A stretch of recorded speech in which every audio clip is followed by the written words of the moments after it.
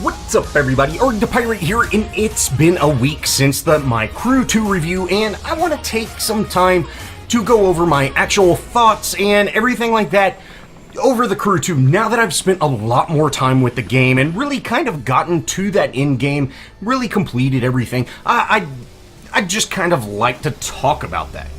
Now, guys, y'all really got to help me out because I have no idea what to call this series. 1 week later? I don't know. That's kind of what I'm thinking right now, but I don't know if I really like that.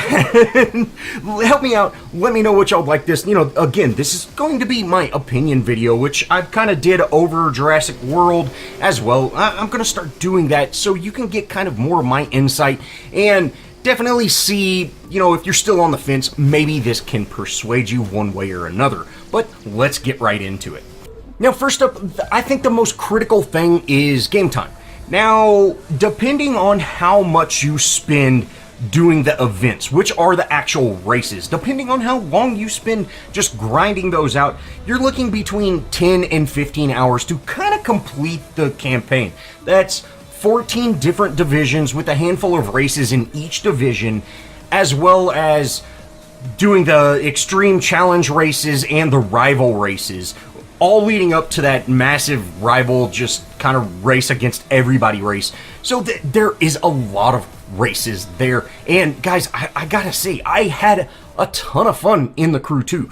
It's a very fun game, but there are definitely some more flaws that show up a little later on as you progress. Now, one of the biggest issues that I've found with the Crew 2 after hours of playing, you know, extra hours of playing, is the grind cap for that casual player that wants to get online every once in a while and do a couple of races. You're not going to ever be able to afford the vehicles unless you buy the crew credits, which, you know, the microtransaction credits. And you know, that really feels bad. Now, as I stated in my review, the most expensive car in the game so far is $1.7 million. And you average about $20,000 per race, anywhere between $10,000 to $15,000 per picture, and doing these skill challenges, which they're not really tied to anything. They're just kind of fun little events. Those reward maybe a couple of thousand. So really, if you want to get that $1.7 million vehicle, you can spend, you know, $50 real world dollars to buy it, or you can grind endless hours to actually get it. And, you know, like I said, I don't like that. It doesn't feel good. You know, if you really want to collect all the vehicles, it turns from a casual racing game to a very, very hard grind game with those microtransactions in the background, because really, again, if you want that really cool car, you can spend $50 and get it, and it really pushes you towards that with the amount of grinding that you have to do. Now, again, that gap is absolutely huge. Between grinding out parts to upgrade your vehicles and actually buying a really good version of that vehicle, there's just an absolute ton of races that you're going to have to do to be able to compete at that hard level. And really, the races are the only thing that give you a steady supply of upgrades. You can find them exploring around the world. Now, there might be some areas that I just have not explored whenever running around in free mode that, you know, give you the best upgrades in the game.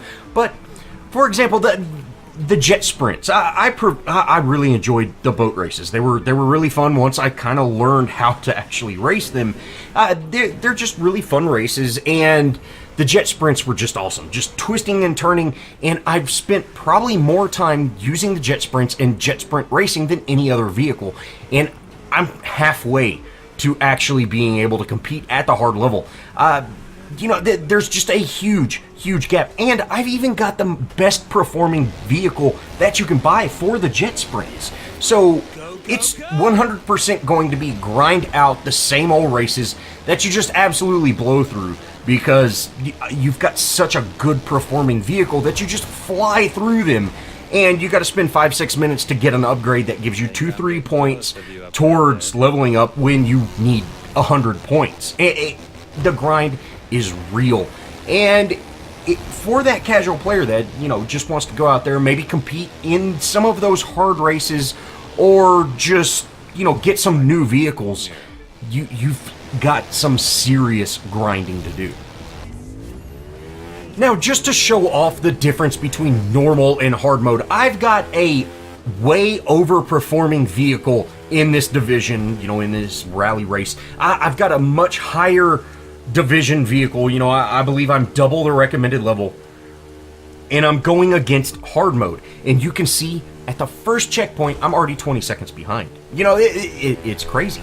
I would have to grind for hours and hours in this one specific division to be able to compete with anybody else, and that's very, very relevant when you are kind of that more completionist. You might be more of a casual player, but you would like to do the hard mode. Well, there's no way you're going to be able to do that. So that gap is huge. Like I said, the normal mode, you absolutely blow through it. You can wreck constantly, and your vehicle's so fast that you don't have to worry about it. But in hard mode, you can't even compete at all.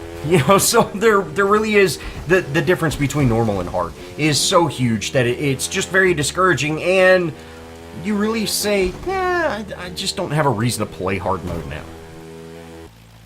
Next up, we gotta talk about the free drive mode. Now, if you have a group of friends that are playing with you, free drive mode could offer a few hours of entertainment. And now, again, this is coming from a casual side, and this is seriously my opinion, but it's this huge world that's just kind of empty. Other than just racing around, which, if you want to race to this point, yeah, you can. All your buddies get together and go, okay, let's race from New York to Las Vegas. The first one to get there wins. That kind of thing. That could be fun, but there's going to be a certain point where that's just not enjoyable anymore. And other than looking around for Easter eggs like Area 51, which, it's there, the UFO's sitting there. There are some Easter eggs. I'm not going to tell them all, but you can explore and find things like that. But other than that, the free drive mode is just kind of open. It's open and, I have to say, boring. Now, the skill events can be accessed while just driving around in the free drive mode, but they add very, very little and are so repetitive that I found them to have just add very, very little to the game. Now, if you're in the freestyle drive or freestyle HQ, there are 3 different types of skilled events. There's one where you're in the jet sprint boat and you drive over buoys to get points, and you just kind of drive around in circles, and the new wears off fairly quickly after you do pretty much the same event in different locations 6 or 7 times. And then there's 2 plane events. One has you performing tricks, or just kind of positioning your plane to fit into these little circles in specific locations. And then the last one is low flying, and all you do is fly low to the ground for an extended period of time. Now, there are around 30 of these skilled events, and there's only 3. There's 3 different varieties, but there's 10 of each of them. And after a while, you're just like, it's the same thing over and over. Now, I know it sounds like I'm hammering the Crew 2, but guys, I gotta say, I really enjoyed the game. The graphics look amazing. Driving around is absolutely awesome. There definitely are some issues that become more prevalent the more you play. The upgrading system.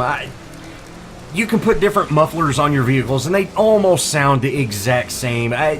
Really, for the most part, I didn't notice a change. There might be a very, very subtle change, and some of them sound like they backfire a little bit more than others, but, you almost notice 0.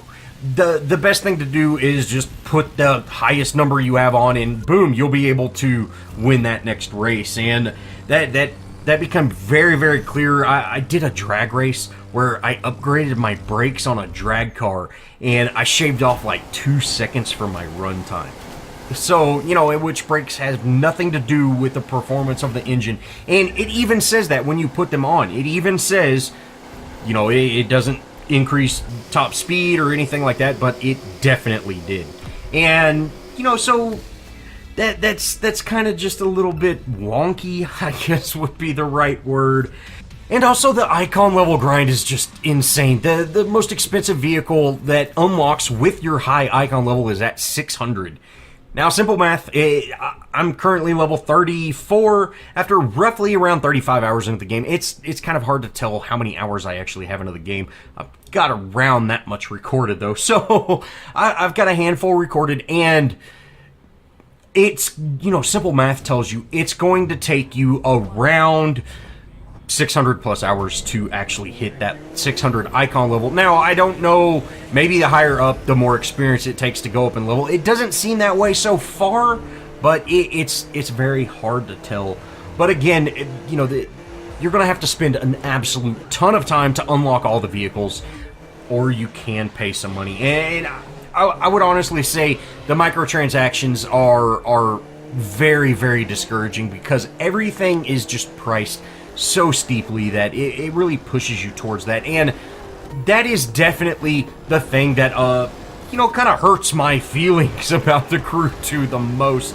You know, the lack of PvP lobbies, as well as, you know, just that amount of grinding to be able to unlock that higher end content. You know, I would really like to get into a hard race to really see if it is just, you know, maybe they do drive a lot better than they do in normal, but you can't really see that because you can only compete for a very short amount of time in the hard races. Maybe for the first checkpoint, you'll probably be in, you know, 7th place at the first checkpoint, depending on how well you manage to ram the other cars. But, you know, it's really, you can't compete because when you get into the straightaways, you know, they're driving 300 miles an hour while you're puttering around at about 100.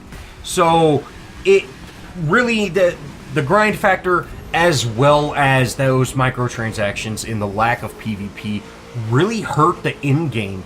And I would have to say it's almost so discouraging that you kind of don't want to play it as much. Well, that's going to wrap it up for this 1 week later. That's what I'm going to call it for now. Let me know what y'all want me to call this series, because I don't know. It's the opinions, Pirates' opinions, I don't know. Let me know, guys. But that's really going to wrap it up. Again, I really did enjoy the Crew 2. And if you are looking for just a fun, casual racing game, you've got a solid 20 hours of content. Plus, you know, if you really do enjoy racing and customizing your vehicle, things like that, and you just want to go explore, see what Easter eggs you can find, like the UFO, there is way more content than 20 hours. But for me, you know, I pretty much stuck to the races, and, you know, once the racing is kind of over with, the game kind of just puttered out, in my opinion. But again, guys, that's just my honest opinion, and, you know, thanks for watching. If you did enjoy this video, show me some love, leave me a comment, think about subscribing, let me know what to call this series. Seriously, guys, I need some help with it. And as always, I'll see y'all in the next video.